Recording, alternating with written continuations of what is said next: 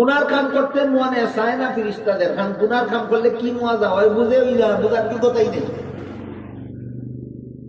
এই কারণে ফিরিস্তা সারা জীবন বেগুনা তাকিয়াও আল্লাহর কাছে বিশেষ কোন পুরস্কারের যোগ্য হয়।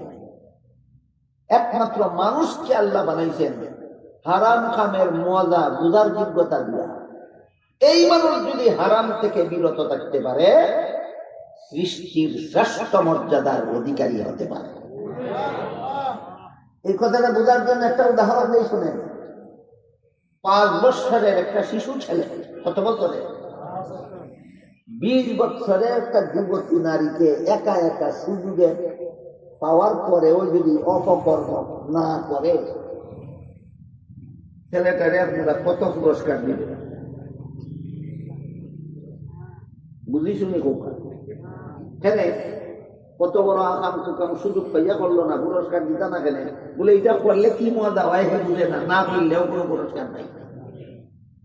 কিন্তু 25 বছরের যুবক যদি 20 বছরের যুবতীকে সুযোগ মধ্যে পাইয়াও অপকর্ম না করে, তারে পুরস্কার দেওয়া যায় কি?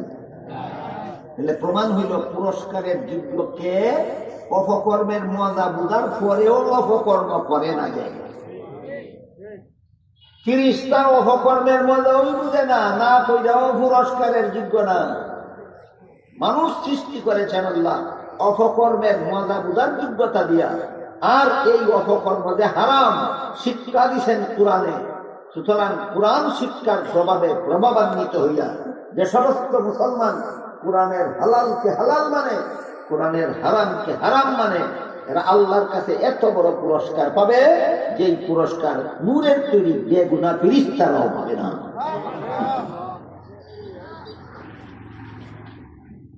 এই জন্য হাদিস শরীফে রাসূল কারীম সাল্লাল্লাহু আলাইহি ওয়াসাল্লাম বলেন, খায়রুকুম মান তাআল্লামাল কুরআন ওয়া আল্লামা। হে আমার উম্মত মুসলমানেরা, তোমাদের মধ্যে কোরআন শিক্ষায় শিক্ষিত এবং কোরআন শিক্ষার শিক্ষার্থীরা সর্বশ্রেষ্ঠ মানব। মানুষের মধ্যে শ্রেষ্ঠ মানুষ ওই ব্যক্তি যে কোরআন শিখে, কোরআন শিখায়, কোরআন শিখে, কোরআন শিখায়। বলেন কোরআন শিখে, কোরআন শিখায় কোন প্রতিষ্ঠানে? একমাত্র মাদ্রাসায়। কাজেই আপনাদের ভবিষ্যৎ প্রজন্মকে, আপনাদের নেক্সট জেনারেশনকে যদি ওদের মতো জানোয়ার না বানাইয়া, তসলিমার মতো জানোয়ার না বানাইয়া, আহমদ শরীফের মতো জানোয়ার না বানাইয়া, যারা কোরআন হাদিসের হালাল আরামের বিধানকে মেনে চলে, এদের মতো মানুষ বানাতে চান, সরাসরি মাদ্রাসায় পড়াইতে না পারলেও অন্তত মাদ্রাসার সাথে সম্পর্ক রাখুন, যেন আপনার সন্তান হালাল হারাম মানিয়া জীবনযাপন করতে পারে। তখন আপনার ছেলে মেয়েকে আল্লাহ আখিরাতে এমন পুরস্কার দিবেন, পুরস্কারটার নাম হলো জান্নাত, যেটা কোনো ফিরিস্তাকেও দিবেন না।